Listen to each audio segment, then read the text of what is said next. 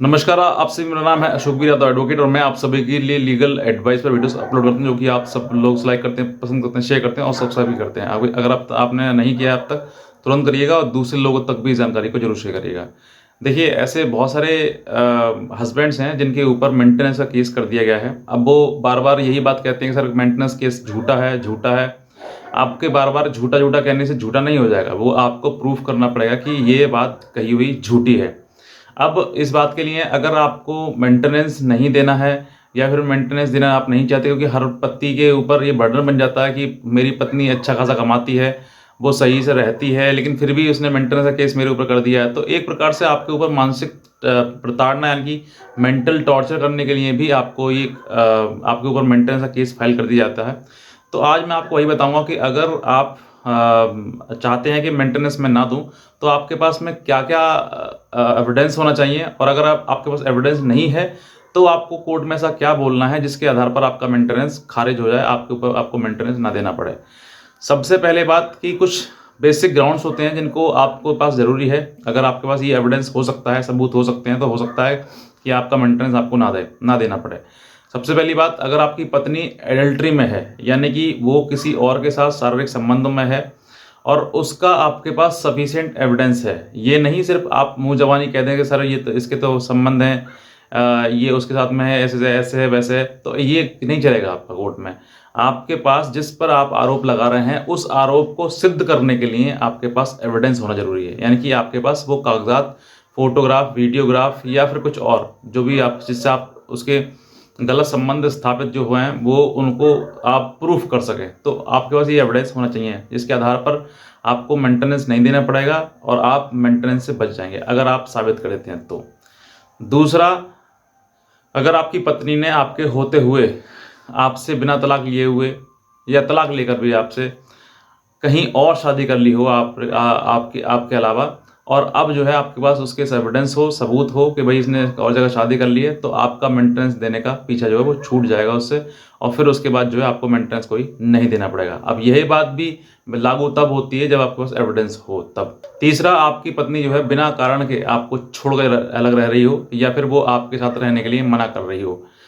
ऐसी स्थिति में जहाँ पर आपके साथ में वो रहना मना कर रही है कि मैं उसके साथ, पति के साथ नहीं रहूँगी, और दूसरा अगर आपसे ये कह रही हो कि भाई मैं अब आपके साथ नहीं रहना चाहती हूँ, आप समझौता करना चाहती हूँ, तो आप इस समझौते के आधार पर भी वो केस खत्म हो सकता है और वो दोनों वो आपसे अलग हो सकती है। ये 3 ग्राउंड हो गए जिनके लिए आपको एविडेंस जुटाने की ज़रूरत है कि जहाँ पर आप एविडेंस दें। लेकिन चौथा ग्राउंड जो है वो आपको ऐसा है जहाँ पर आपको एविडेंस देने की भी आपको आवश्यकता नहीं पड़ेगी, आपको सबूत देने की भी जरूरत नहीं है। सिर्फ कोर्ट में यही बोलना आपके लिए कि सर मैं अपनी पत्नी को रखना चाहता हूँ, अपने साथ रखना चाहता हूँ। जहाँ पर आप ये बोलेंगे कि मैं अपनी पत्नी के साथ रखना चाहता हूँ, तो कोर्ट भी उस पत्नी से पूछेगा कि आप मेंटेनेंस का केस आपने लगा रखा है, बेहतर है कि आप साथ रहिए, साथ क्यों नहीं रहना चाहती हैं। तो आप ऐसी परिस्थिति में एप्लीकेशन मूव कर सकते हैं कि मैं अपनी पत्नी रखना चाहता हूँ, मेरा मेडिएशन कराया जाए। तो आपका मेडिएशन भी कंडक्ट कराया जाएगा कॉन्युअल कोर्ट के द्वारा, और वहाँ पर जो फाइंडिंग आएगी कि भाई पति रखना चाहता है या फिर पत्नी रखना नहीं चाहती है, तो आप इस चीज़ के लिए फाइट कर सकते हैं कि देखो मैं तो बार बार हर को इसको रखना चाहता हूँ लेकिन यही नहीं रहना चाहती है। तो जहाँ पर पत्नी मना कर देगी मैं नहीं रहना चाहती हूँ, या फिर वो खुद मना कर रही है कि मैं तो किसी भी हालत में इसके साथ में नहीं रहूँगी, अब मुझे से अलग रहना है, तो ऐसे हालातों में आपको कोई एविडेंस देने की जरूरत नहीं है, सीधे आपका केस जो है वो डिसमिस हो जाएगा। क्योंकि कई ऐसे जजमेंट ऑनरेबल सुप्रीम कोर्ट के आ चुके हैं जहाँ पर पत्नी अगर मना करती है, इनकार करती है कि मैं अपने पति के साथ नहीं रहूँगी, तो 100% आपका जो मेंटेनेंस का केस है वो डिसमिस हो जाएगा, क्योंकि उसने जानबूझकर आपका परित्याग क्या कर रखा है, आपसे वो अलग है लेकिन आपके साथ में वो रहना नहीं चाहती है। तो जहाँ पर पत्नी स्वयं मना कर देगी कि मैं नहीं रहना चाहती हूँ, आपको किसी प्रकार से आप कह सकते हैं, आप ये भी कह सकते हैं सर मैं मेंटेनेंस, आप कोर्ट में ओपनली कह सकते हैं आप कि सर मैं मेंटेनेंस तब दूंगा जब मैं पत्नी को छोड़ता हूँ या फिर मैं पत्नी को नहीं चाहता हूँ। लेकिन जहाँ पर आप रखना चाहते हैं उसको, या आपके साथ में आप उसके साथ में जीवन अपना व्यतीत करना चाहते हैं, तो आपकी पत्नी को 1 रुपया आपको मेंटेनेंस नहीं देना पड़ेगा और आपका केस जो वो 100% खारिज हो जाएगा। यहाँ पर आपको कोई भी सबूत नहीं है, बस एक रट पकड़ लीजिए कि मुझे अपनी पत्नी के साथ रखना है, मैं उसके साथ ही रहना चाहता हूँ और वो मेरे साथ में रहे। तो जहाँ तक की बात है कि कोर्ट भी उस पत्नी को फटकार लगाएगा और कोर्ट भी कहेगा कि आपने शादी करी है तो क्यों करी है। आप अलग अलग रहने के लिए थोड़ा ना करिए, आप साथ में रहने के लिए शादी करिए। तो यहाँ पर साफ स्पष्ट जो मंशा है वो पत्नी की वो दिख जाएगी। पति के ऊपर सिर्फ और जो मेंटेनेंस का केस किया है या कोई और भी केस करे हैं वो सिर्फ और सिर्फ इसलिए करे हैं ताकि उसको मेंटल टॉर्चर हो सके, बस, और इसके पीछे कोई और उद्देश्य नहीं है। तो ऐसी अवस्था में जो आके कोर्ट जो है वो इसको ये समझता है कि बाकी